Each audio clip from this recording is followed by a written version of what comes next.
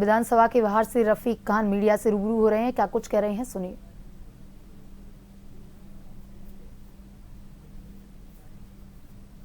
Copy देते क्यों नहीं डबल? आजकल बहुत आसान है, आधार से लिंक करोगे, डिजिटलाइजेशन की कॉपी दोगे, डिजिटलाइजेशन करोगे तो पता लग जाएगा किसका वोट कहां है।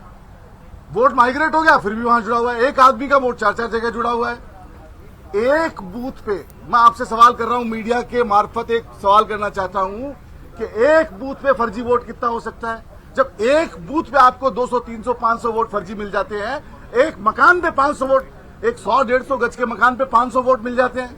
हाउस नंबर 00 वोट 100 बने हुए हैं, हाउस नंबर 999999 वोट 100 जुड़े हुए हैं। तो अगर ये बात हम उठा रहे हैं और पूरा विपक्ष उठा रहा है, असेंबली में उठा रहे हैं, पार्लियामेंट में उठा रहे हैं, सरकार को चाहिए, इलेक्शन कमीशन को चाहिए कि मुद्दों पे आगे आएं और जो गलतियां हैं उसको सुधारें और सुधार के ठीक करें। और आज यहां हाउस चलाया इन्होंने, शोकाभिव्यक्ति की गई और शोकाभिव्यक्ति में ये भूल गए सारे बच्चों को, राजस्थान के बच्चों को जो स्कूल के अंदर दब के बच्चे मर गए। विपक्ष डिमांड करता रह गया और स्पीकर की हठधर्मिता देखो आप कि उन्होंने उनको श्रद्धांजलि नहीं दी। तो ये क्या तरीका है? जब आप सभी श्रद्धांजलि, आपने शोक सभा, ये एक परंपरा बनी हुई है कि जब पहला दिन होता है तो हम श्रद्धांजलि देते हैं। तो क्या दिक्कत थी अगर स्कूल के मरे हुए बच्चों को भी श्रद्धांजलि दे देते? जो बच्चे जिनका कोई दोष नहीं, बिल्डिंग के गिरने से मर गए, उनको श्रद्धांजलि आप नहीं दे रहे हो। तो हर बात में हठधर्मिता करना इस विधानसभा की आदत बनती जा रही है।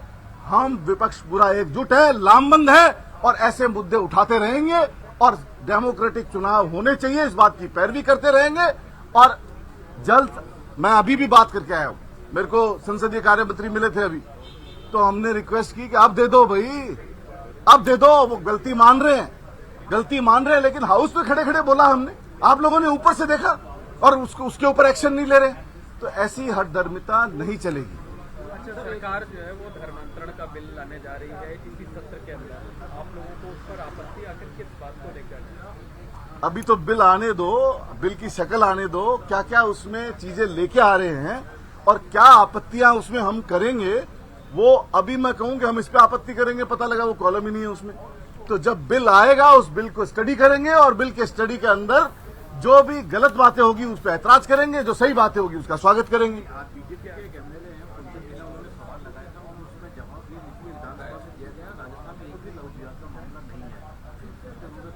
ये जरूरी मुद्दा है। क्या बिल का क्राइटेरिया ला रहे हैं? अभी आपके थ्रू पता लग रहा है कि बिल आ रहा है और बिल में किस कंडीशन में किस तरह का बिल आ रहा है।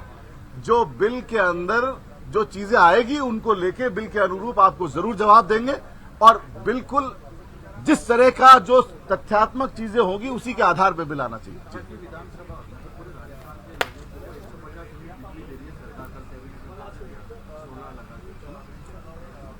ये जो 100 यूनिट बिजली दी थी ना, इन्होंने नहीं दी है, ये कांग्रेस की सरकार ने दी थी।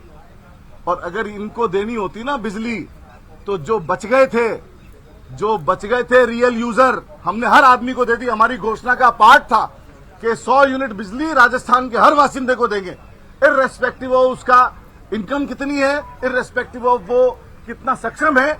हमने सारे राजस्थान के लोगों को 100 यूनिट बिजली दे दी। कुछ लोग रह गए, रजिस्ट्रेशन नहीं करा पाए, कैंपों में नहीं जा पाए, किसी को समय नहीं था, कुछ लोग यहां नहीं थे, समय रहते कर नहीं पाए। जो लोग रह गए, 1.25 साल हो गए इनको, जो रह गए उनको तो देते, जिनको देनी थी उनको तो हमने दे दी।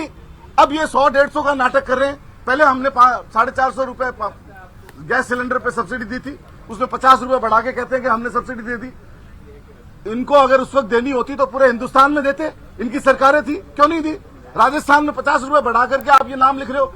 ऐसे ही ये 50 यूनिट बढ़ा रहे हैं। इनको बोलो कि जिस आधार पे हमने 100 यूनिट बिजली फ्री दी उस स्कीम को लागू करे और तमाम राजस्थान के लोगों को लाभान्वित करे। आपकी नारेबाजी के जवाब में बीजेपी ने भी राहुल गांधी और कांग्रेसियों को गालीबाज बताया। हड़बड़ाहट है, समझ नहीं पाए क्या हो रहा है, पता नहीं लगा इनको, बिना तैयारी के बोल रहे हैं, कुछ भी बोल देते हैं। ये गालीबाज पे बात जाएगी तो बहुत दूर तक।